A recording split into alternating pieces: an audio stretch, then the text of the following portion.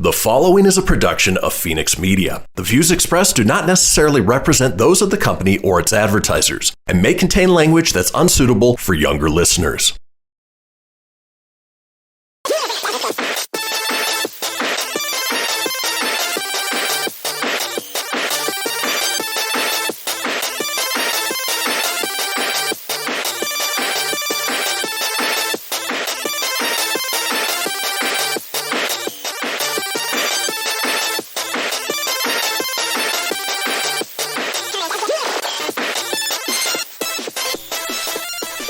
Hello, everybody, and welcome to the Proton Pack Podcast. I'm Kristian, and with me always is the gizmo to my Billy, Tony. Say hey, Tone. Oh, hi, Billy. Hey, everybody, it's episode, what are we at now? 77. Episode 60. Is it 77? It is. We're getting closer and closer to that 100 mark. Yeah, we're chugging along, but we're happy to be here. I'm happy to be here. Another new episode. It is Wednesday, September 9th today. Yeah, It is the 8th. It's 9th or it's the 8th. It's the 8th. It's Wednesday. I know we pre-record and stuff, but it really is Wednesday. So I won't hold it against you, Tone. I know it's early morning, and just trying to get into the group. My calendar is clearly, it's right in front of me, too. Wednesday, September 8th. So it is early as we record this, and I no longer do the overnights except last night. So fair enough. little on the exhausted side, but that's all right. Well, regardless, we have a wonderful show for you guys today. I just want to remind everybody that we can be found on social media. So if you take a look below, anywhere that you get social media, Facebook, Twitter, Instagram, just go to Proton Pack Podcast. You can follow the stories that we talk about here, see trailers that we update, and, we update it pretty often as we see things come about. But as we do at the beginning of each show, we like to review something that recently came out, whether it's a ongoing TV show or in this case, it is, a movie that we've been waiting for a while. Didn't know what the expectation was because it was a title we're not super familiar with. But we both went to the theaters on pretty much opening day and saw Shang-Chi and the Legend of the Ten Rings.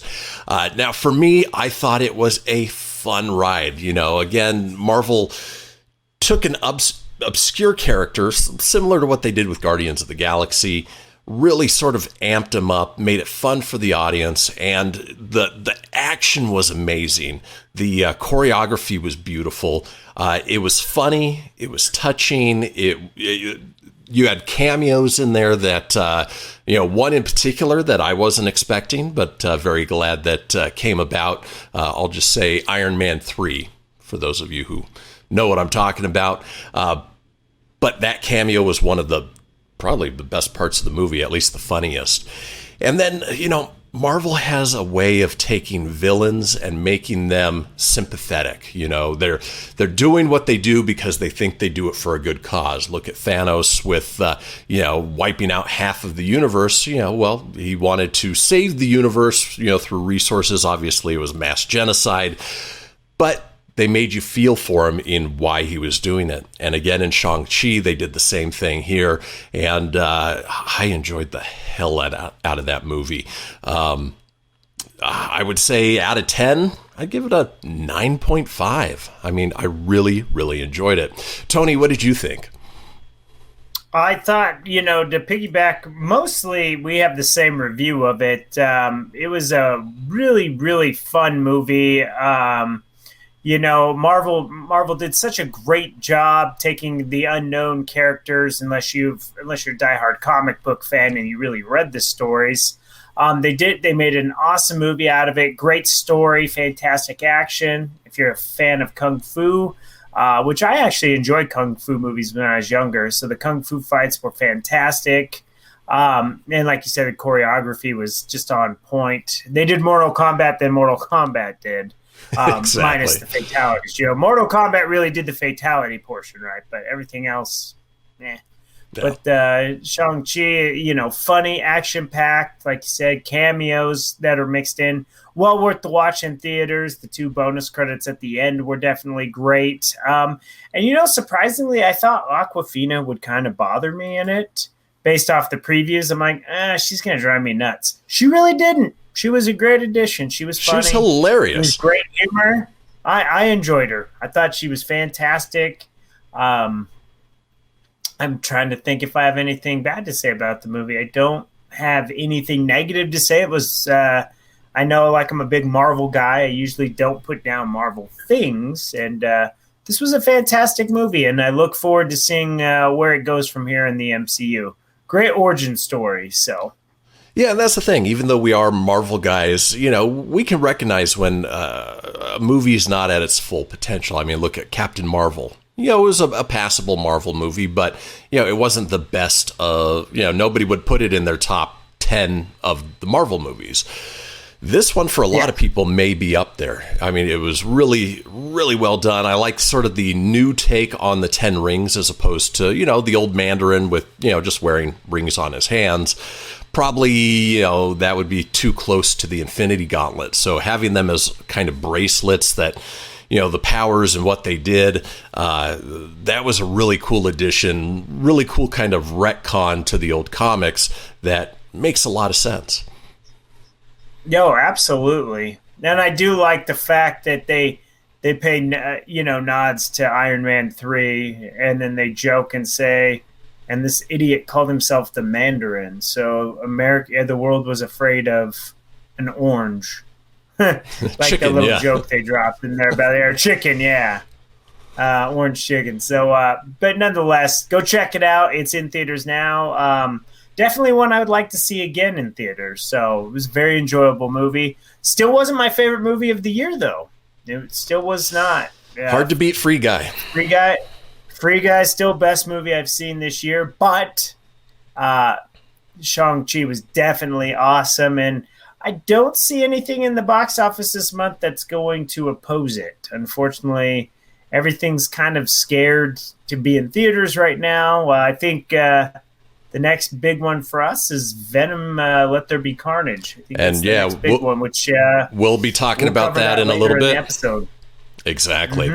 Well, speaking of which, folks, we are headed into our break, but when we come back, we're going to be talking TV news, so don't go anywhere. We'll see you in just a few.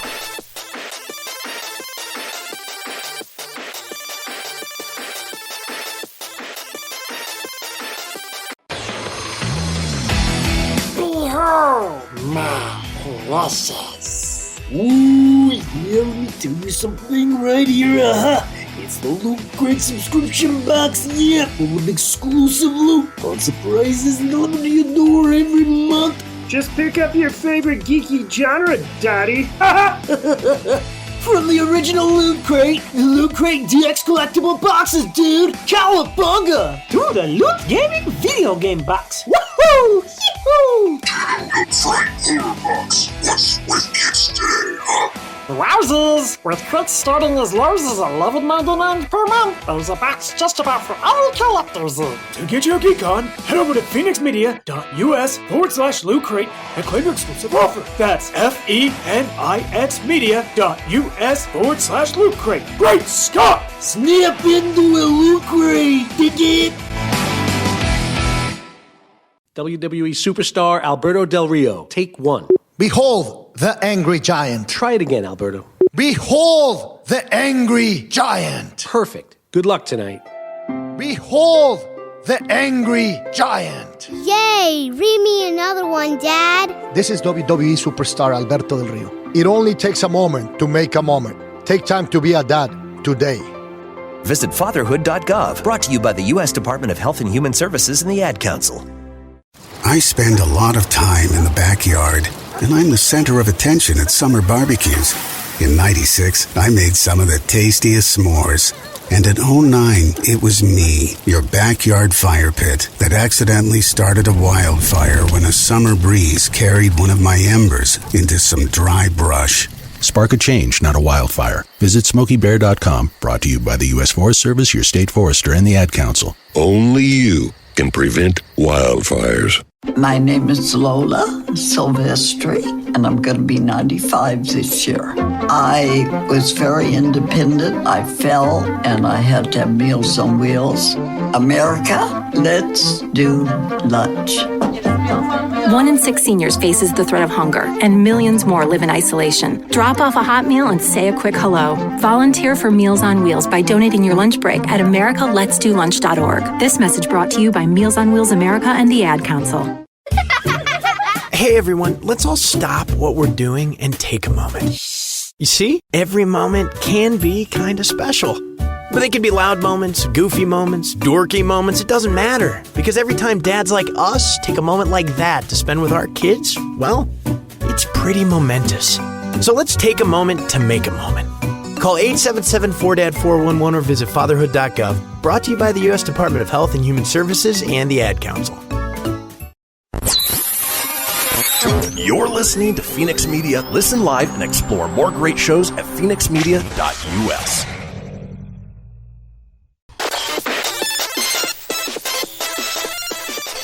And welcome back, folks, to the Proton Pack podcast. I'm Kristian. I'm here with Tony. Now, we just finished up our review of Shang-Chi and the Legend of the Ten Rings. Again, we couldn't recommend it enough. Definitely go see it in theaters.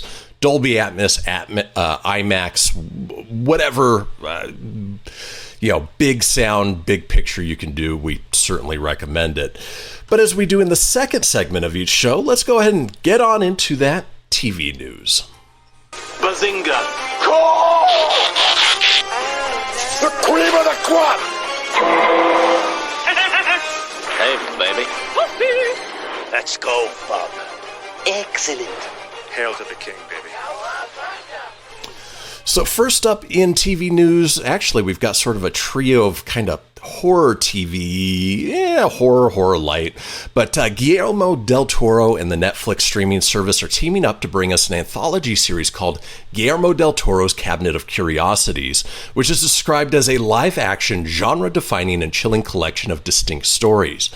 Filming is currently underway in Toronto, so Netflix has announced the names of several of the show's writers, directors, and cast members, making it clear that they're not just relying on old Del Toro's name to sell the project. This show is packed with talent, including cast member, RoboCop himself, Peter Weller. Creative and executive produced by Del Toro, Guillermo del Toro's Cabinet of Curiosities is also being executive produced by J. Miles Dale, who serves as co-showrunner, and Gary Unger. Regina Corrado is the co-executive producer. Here's the lined up confirmed writers, directors, and cast members. You've got Essie Davis, Andrew Lincoln, and Hannah Galway star in an episode written based on the original story by Guillermo del Toro and directed by Jennifer Kent. Academy Award winner F. Murray Abraham, Glynn Turman, and Luke Roberts will appear in an episode written by David S. Goyer.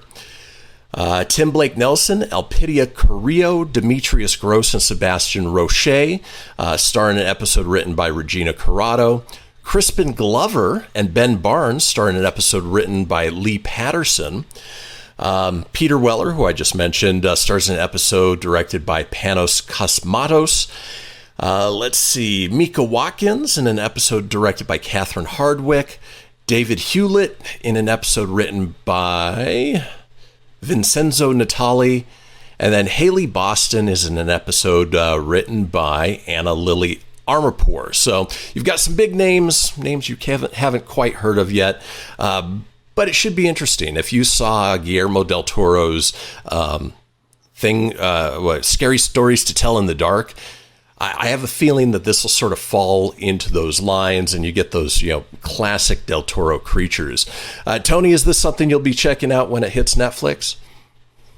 Yeah, it sounds great. I mean, especially Andrew Lincoln. It'd be great to see Rick Grimes back on the TV screen, especially in a different role, because he left The Walking Dead, and he really hasn't gone on to do anything. I think his superstardom was there, where he could have done movies or some other projects, and if he did do them, I was unaware of most of them, if any. So this is cool to hear he's in there, and Crispin Glover's always a trip. So the original George McFly is an interesting character. So it'd be neat to see what they could do. So yeah, absolutely, something I would definitely check out. And nothing says creepy like Crispin Glover. So, my guess is that he'll probably play creepy, right? Yeah. he'll play some sort of weird off character in this, and I think it'll be a great fit for Guillermo del Toro, even though he didn't quite get along well with Bob Zemeckis. So, yeah, this is true. She'd click a little bit better there. So exactly. Well, let's move on to our next one, our second story in sort of the trio of horror, if you will. We've been waiting for the HBO Max streaming service to announce when they're going to release the 10-episode first season of their animated series, Gremlins, Secrets of the Mogwai, which serves as a prequel to the 1984 classic Gremlins. But the Hollywood Reporter has just broke the news that you won't have to be an HBO Max subscriber to watch the show. It will also be airing on Cartoon Network as part of the network's new Acme Night, a Sunday evening block of family-friendly movies and shows that will debut on September 19th. Boy, that's right around the corner. It's not clear if that means Gremlins Secrets of the Mogwai will be premiering on Cartoon Network on September 19th, but we can hope. The Acme Night block will also be available to watch through HBO Max in early 2022. Joining Gremlins in the Acme Night lineup are Aquaman King of Atlantis, Unicorn Warriors Eternal, Batman Caped Crusader, and the Harry Potter Wizarding World Quiz Show. Warner Brothers Animation is also producing the movies Merry Little Batman, Did I Do That to the Holidays, a Steve Urkel story, and a Looney Tunes feature starring Daffy Duck and Porky Pig. Boy, it almost sounds like Mad Libs there. You get a Harry Potter quiz show and the Steve Urkel story. What more could you ask for, right? No, I forgot I've read about the Steve Urkel thing. I think that's funny. I had no idea. Can I do that? He's Jaleel White's actually coming back to voice Urkel in it. That's awesome. Hi, Laura. I can't do it. It's been a long time. Did I do that? The funny thing is going to be that, obviously kids who would be watching these have no idea who Steve Urkel is or Family Matters. No, they're going to be like, what is that? Yeah, it's a whole new generation of potential fans, but regardless, this is good news. That goes out the window for when they say family-friendly block. That goes out the window of taking the Steve Urkel character, making it like adult-themed. Because he had his Urkel, his strands of marijuana and all that. So, oh, that's right. I forgot about that. The purple Urkel, yeah. Hey, to be fair, Mike Tyson has a TV show, and he's right in the same boat. Cartoon. Oh my gosh, that was so weird. The Mike Tyson detective. Yeah. You're on a mystery case. That little pigeon talked to me. But regardless, it should be a fun lineup, and I'm excited to see what they do with this Gremlins animated series. And, it'd be nice to see them back. We get the Mountain Dew commercials with Billy and Gizmo, but, I think we'd like to see a little bit more in that world. Yeah, I definitely want to see it. I just still don't get the branding of Gremlins being kid-related. Like when we were kids, sure, Gremlins 2 was definitely aimed at the kids, but, man, part 1 was freaky. That was scary. It was. You look at it now, not so much, but it was definitely had give you nightmare moments for sure. Well, with that being said, let's move on to our third story in sort of this trio of horror. This one about one of my favorite authors of all time and what he does in media. But for a while, Neil Gaiman adaptations appeared to be, aside from Coraline, a hopeless endeavor, as a film based on his own comic book series, The Sandman, spent decades in development hell. But now The Sandman is getting a series adaptation from Netflix, a second season of Good Omens, and an adaptation of Anansi Boys are being made at Amazon. American Gods is wrapping up on Starz, and HBO Max has ordered a pilot based on the Dead Boy Detectives, characters Gaiman created for DC Comics. Their first appearance was in The Sandman issue number 25. If you don't know who these characters are, they're Charles Rowland and Edwin Payne, who decide not to enter the afterlife in order to stay on Earth and investigate crimes involving the supernatural. While the Dead Boy Detectives are already set to be played by Sebastian Croft and Ty Tennant, in the upcoming third season of the HBO Max series Doom Patrol, Croft and Tennant are not believed to be attached to this pilot at the moment. The pilot is being written by Steve Yockey, who also serves as executive producer alongside Jeremy Carver and Berlanti Productions, Greg Berlanti, Sarah Schechter, and David Madden. Yockey and Carver previously worked together on Supernatural. Yockey currently serves as co-showrunner on The Flight Attendant, while Carver is showrunner on Doom Patrol. Tony, I assume you're not familiar with the Dead Boy detectives from DC Comics. I never really followed the Sandman series, but knowing what you know of these Neil Gaiman adaptations, Good Omens, American Gods, the Sandman, is this something you might consider checking out? No, I would definitely consider it. I'd like to see some stuff, but I always like going into things sometimes, even if you don't know them, as we go back to Shang-Chi earlier. I mean, you don't know a lot about it. You know, if it looks good, definitely give it a shot. And the premise sounds pretty cool. You know, two guys who die, they decide, we're not going to go to the afterlife. We're going to investigate the paranormal here on Earth. Kind of takes that supernatural CW vibe to a different level. And being that it's going to be on Netflix, HBO Max, you know, they can push the limits a little bit. Yeah, which will be really, it'll be a good thing. So I look forward to it, especially the way you put it. It actually sounds good. And then our final story here in TV news. Although the Suicide Squad has been unleashed, we certainly haven't seen the last of those wacky supervillains.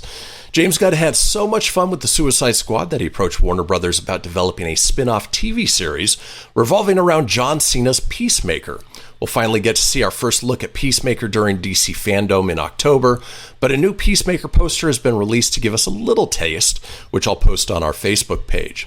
The 8-episode Peacemaker series will debut on HBO Max early next year, and James Gunn had previously teased why he wanted to spend more time exploring a character who he described as a, quote, piece of shit. Peacemaker was one of the best parts of the Suicide Squad. He was fun. His banter back and forth with Idris Elba was great. And who doesn't love John Cena? Yeah, I think that's going to be good. His character, he really is a piece of shit. But, you know, he was entertaining. That movie I really liked it. I know it got dumped on and everything, but I really enjoyed the Suicide Squad. I thought it was good. Yeah, I enjoyed it too. It was, you know, a little outside of what you expect from James Gunn, but and the big giant starfish was a bit much, but and somewhat of a spoiler alert if you haven't seen the Suicide Squad, the Peacemaker series will most definitely be a prequel. Oh, yeah. It takes place before. At least it kind of shows you how he got there. So that's a good way to tell an origin story, though, without having to make a movie about it. Exactly. Well, folks, that does it for our TV news. When we come back, we're headed into movie news, weekend box office reports. So don't go anywhere. We will be right back.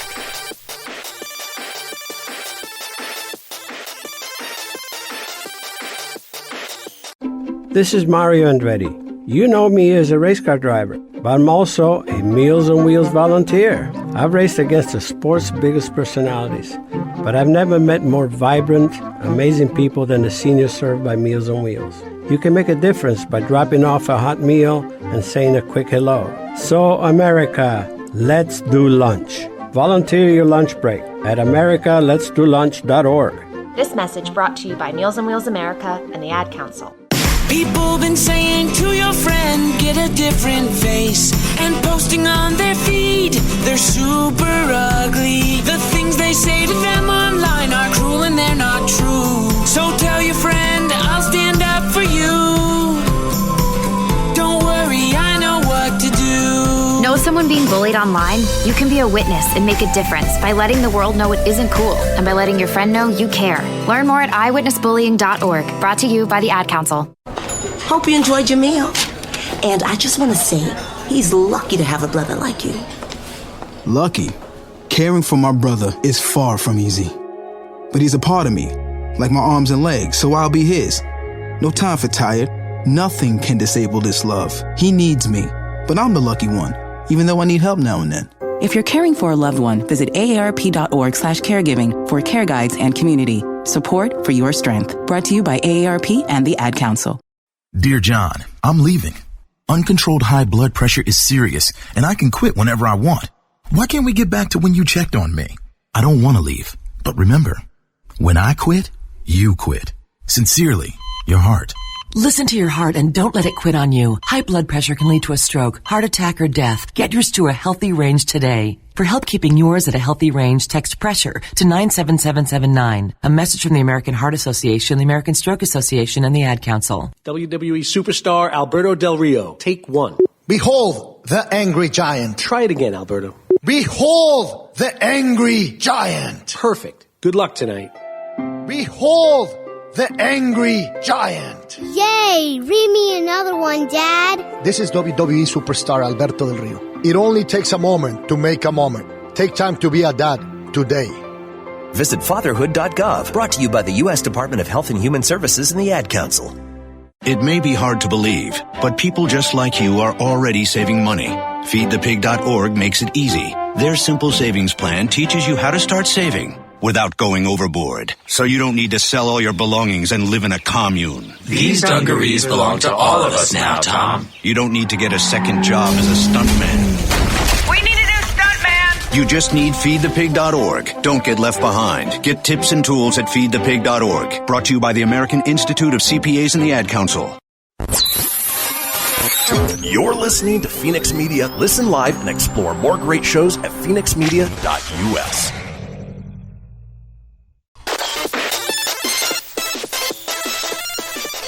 And welcome back, folks, to the Proton Pack podcast. You know, we just finished up our TV news, getting ready to head into the movie news, but not before we bring you guys the weekend box office report.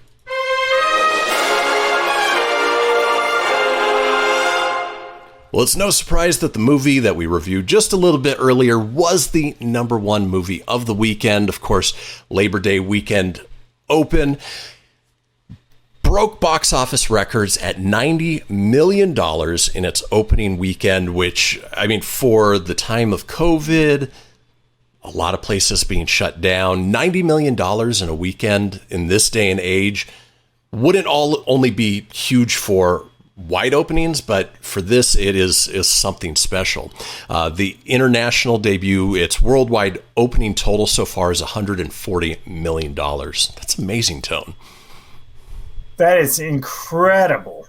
Because if you go back to the beginning of the year when we were talking about like Kong versus Godzilla, and we're like, whoa, it made $30 million. We're like, 30 million was the big thing at the time. Right. And then we joked, we're like, oh, God, this is like the best it's been in COVID. And 90 million is huge. I think, you know, and on top of that, to shatter, I mean, not just set box office records. I mean, what was it we're probably reading the same article, but it crushed Rob Zombie's 2007 Halloween remake was the record holder in the Labor Day market at 30.6 million.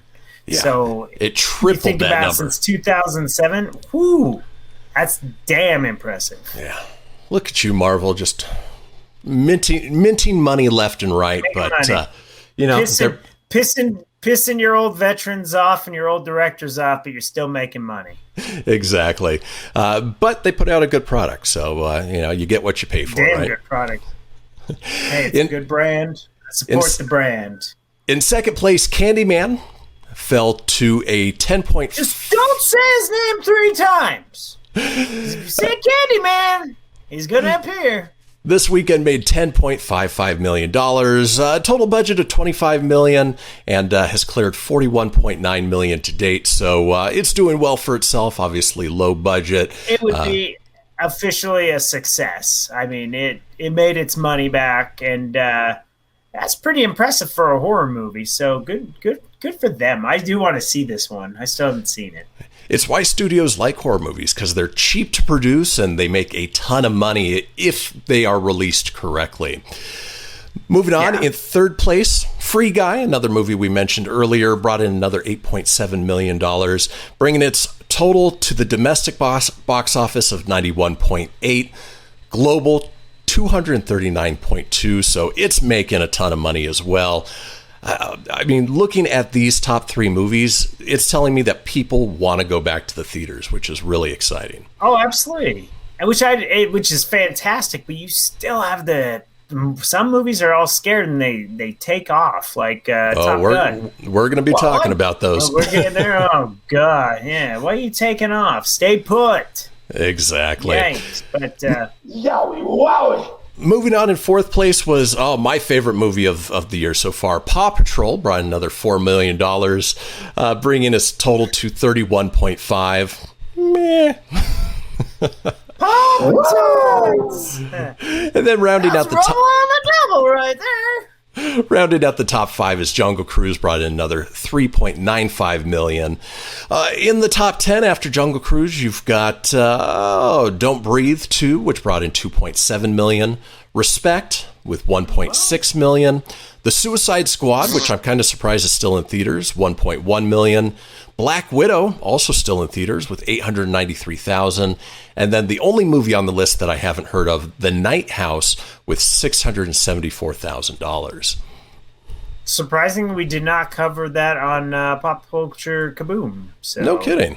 Huh. I've never heard of that one. Yeah, you would think we would cover a weird one. You know what? Maybe they did cover it. Might have been an episode I was not on. Ah, there you go. I did take 2 weeks off, yeah. That's a respectable top 10 right there, you know. Absolutely. I feel like we're getting back to normal a little bit, which is awesome. Well, that does it. But unfortunately, we don't have a lot of big movies coming out this month. No. But, there's a few that, and can always see Shang-Chi again. All right, well, that does it for the weekend box office report. Let's go ahead and move into that movie news. And here we go. Are you the keymaster? Wrap it up, fuzzball.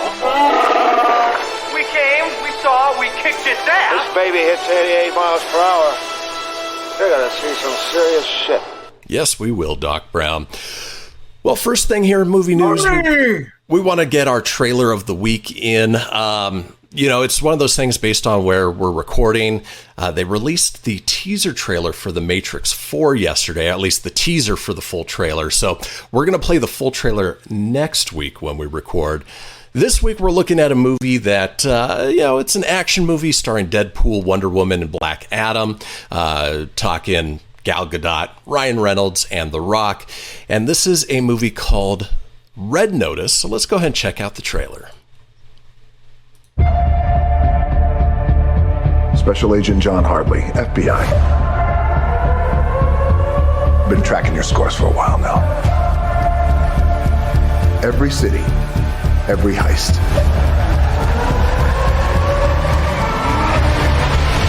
Now that you've been tagged with red notices, you've become the world's most wanted criminals. And I'm the only one who can bring you in.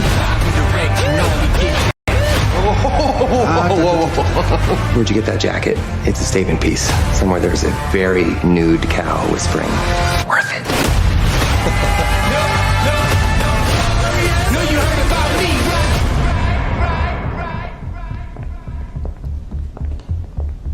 Looking for something specific or just browsing? You're under arrest. Oh my God. Read the room. You want to arrest me? Arrest me. I just want the egg. Yeah.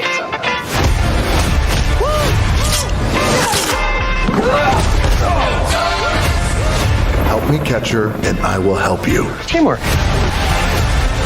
Direct, we get that. Team. It feels weird in my mouth.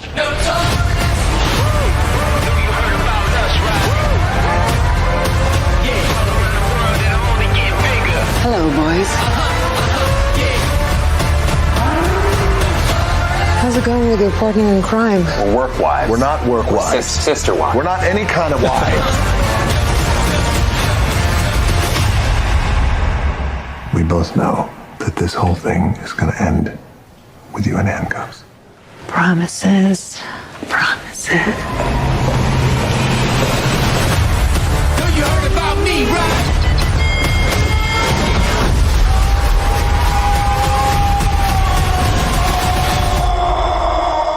Bye-bye, Agent John Hartley.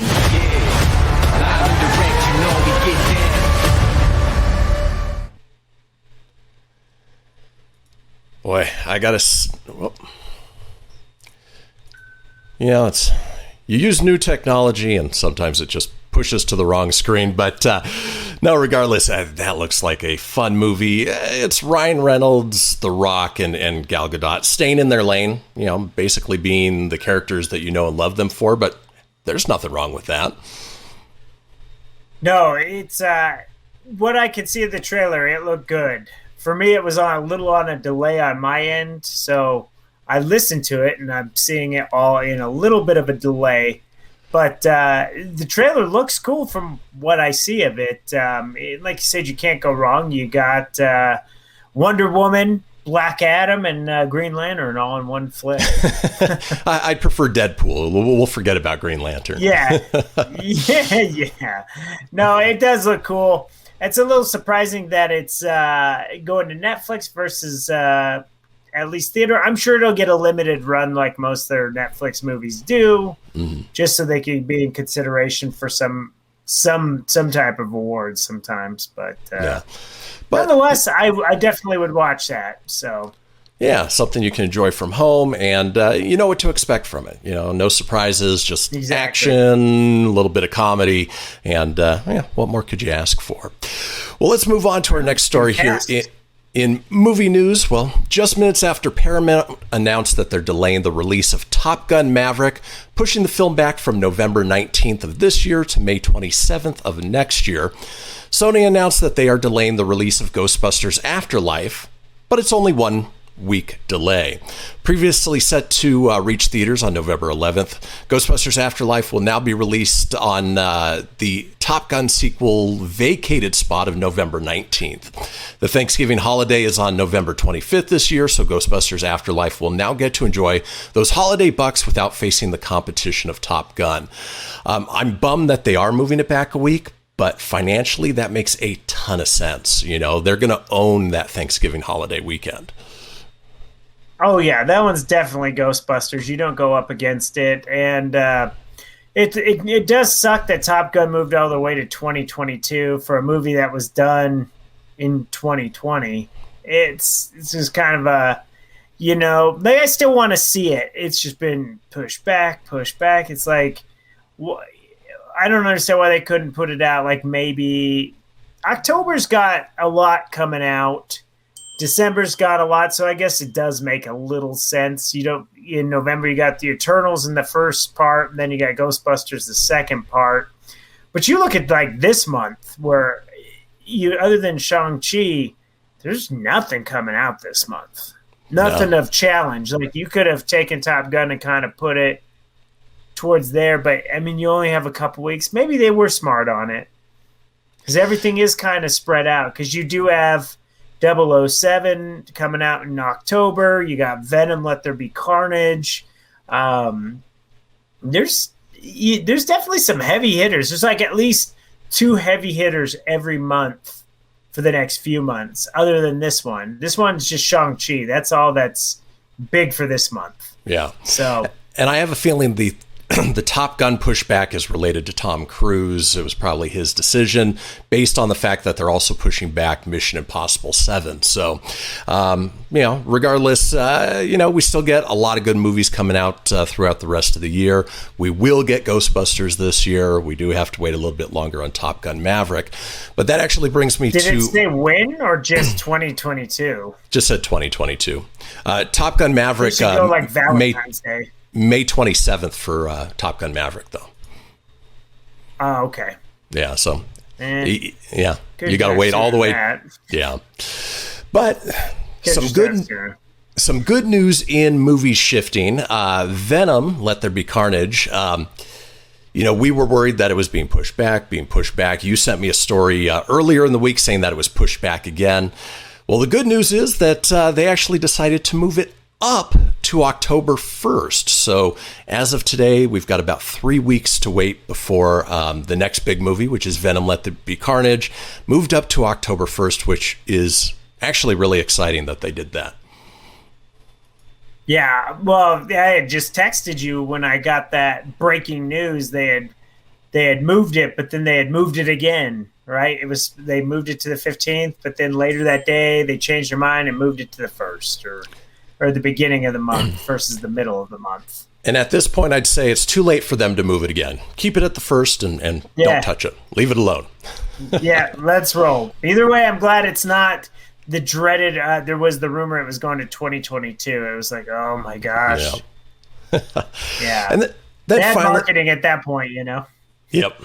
Finally here in movie news, moving from Spider-Man over to the DC universe, Jason Momoa and the Aquaman and the Lost Kingdom team provided us with a bit of Sunday morning treat as they took to Instagram to reveal the hero's new suit for the upcoming sequel.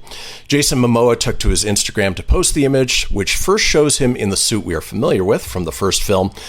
And with a quick swipe left, we get to see Momoa suited up for the action in his new attire. The caption reads, "Second round, new suit, more action." And we'll post that on our Facebook page. Tony, have you seen the new suit? What do you think of it? I have seen the new suit. It looks better. I've even seen was it Patrick Wilson's other armor? Yep. In there. It looks Ocean good, but Master. my problem is this one also done by James Wan? It is. Yeah, I'm not looking forward to it. Yeah. Sorry, I thought Aquaman sucked. I know a lot of people praised it. I thought it was terrible.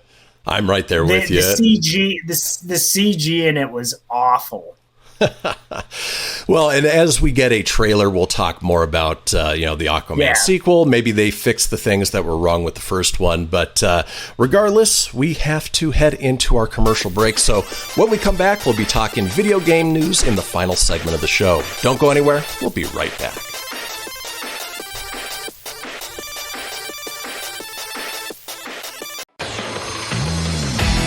Behold my process. Ooh, yeah, let me tell you something right here.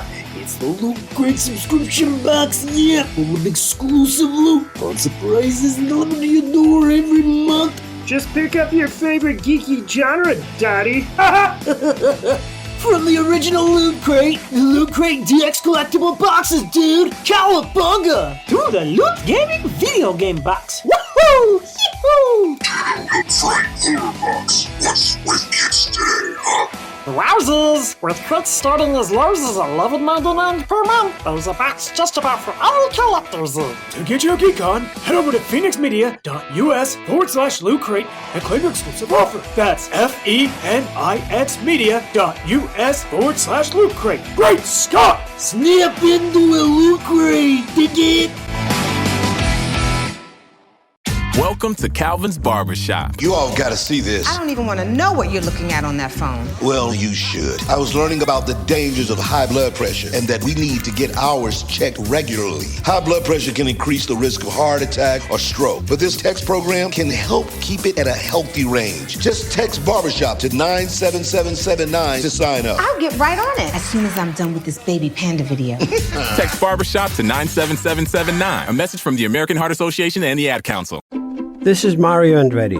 You know me as a race car driver, but I'm also a Meals on Wheels volunteer. I've raced against the sport's biggest personalities, but I've never met more vibrant, amazing people than the seniors served by Meals on Wheels. You can make a difference by dropping off a hot meal and saying a quick hello. So, America, let's do lunch. Volunteer your lunch break at americaletsdolunch.org. This message brought to you by Meals on Wheels America and the Ad Council. People been saying to your friend, get a different face, and posting on their feed, they're super ugly. The things they say to them online are cruel and they're not true. So tell your friend, I'll stand up for you.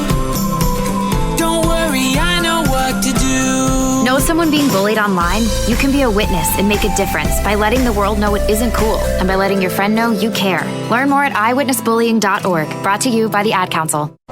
Hope you enjoyed your meal. And I just want to say, he's lucky to have a brother like you. Lucky? Caring for my brother is far from easy. But he's a part of me, like my arms and legs, so I'll be his. No time for tired. Nothing can disable this love. He needs me, but I'm the lucky one, even though I need help now and then. If you're caring for a loved one, visit aarp.org/caregiving for care guides and community. Support for your strength. Brought to you by AARP and the Ad Council. You're listening to Fenix Media. Listen live and explore more great shows at phoenixmedia.us.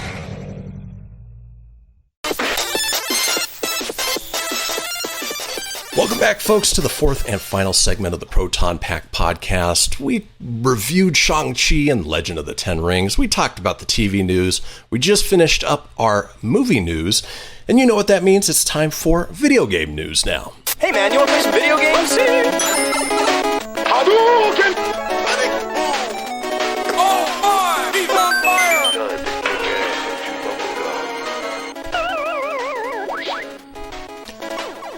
All right, first up is a fairly significant announcement. Sony has announced PlayStation Showcase 2021, which will be broadcast on September 9th at 1 p.m. Pacific. That's tomorrow, folks.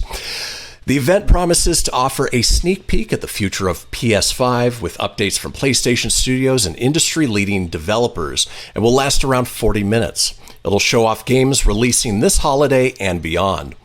One thing you can count on not being part of the show is the still officially untitled PlayStation VR 2.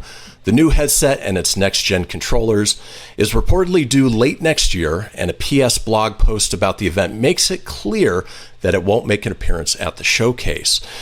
Tony, I know you will probably be working during that showcase period, but knowing what you know of it, what are some of the things you would like to see them highlight in this PlayStation Showcase 2021? Well, an update on when to get a PS5. I mean, I feel bad for if you want to get on board with the next gen, whether it's an Xbox or PlayStation, man, you can't get these things. I get there's microchip shortages from COVID and all that stuff, but this whole year, they've been pretty scarce. You got to know a guy that knows a guy, or you got to really follow the breadcrumb trails to get them. Now, if you want an Xbox Series S, you go to Costco. You can get those right now, which is pretty cool. But the X, you can't find. PlayStation 5, our buddy and friend of the show, Mike, has one and played the Ratchet and Clank A Wrinkle in Time or whatever that one's called for it. Fantastic game, beautiful. The controller fits so good in your hand. So on a rant, what am I expecting? Availability, some new games coming out. Of course, Sony, they'll have some good stuff up their sleeve. I look forward to watching the highlights on YouTube when I get home tomorrow.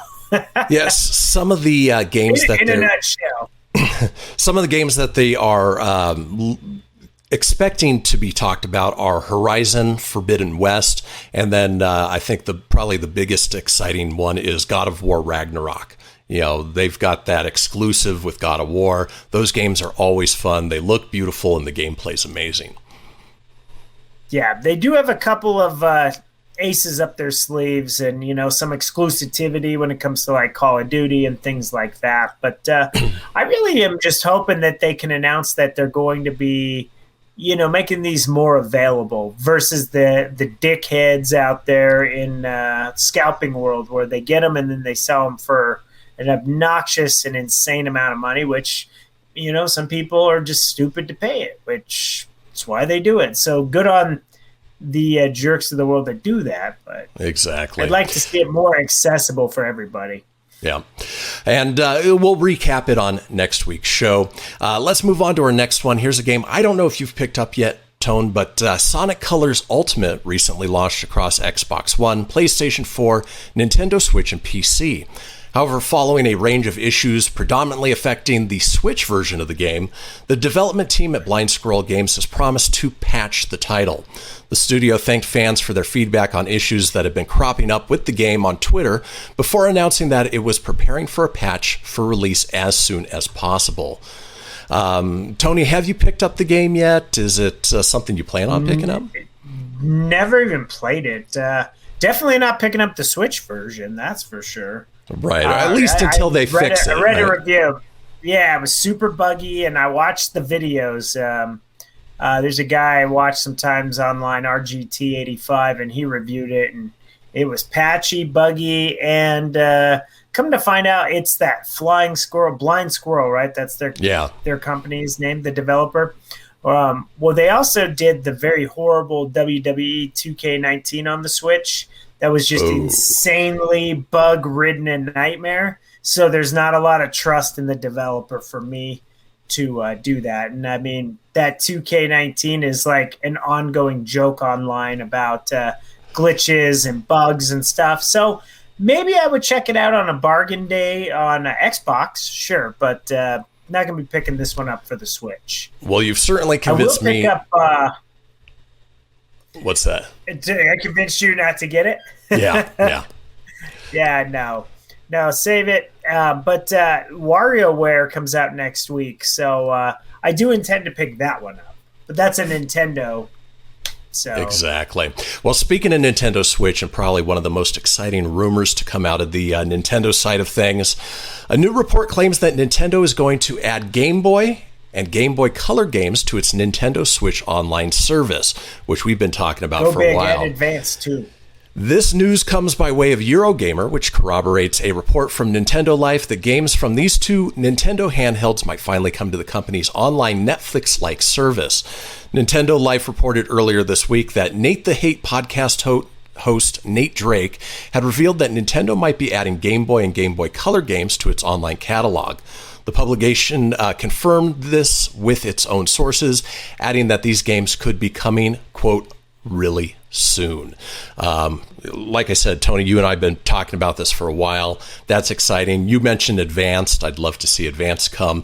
And then, push it on to Nintendo 64 and GameCube and things along those lines.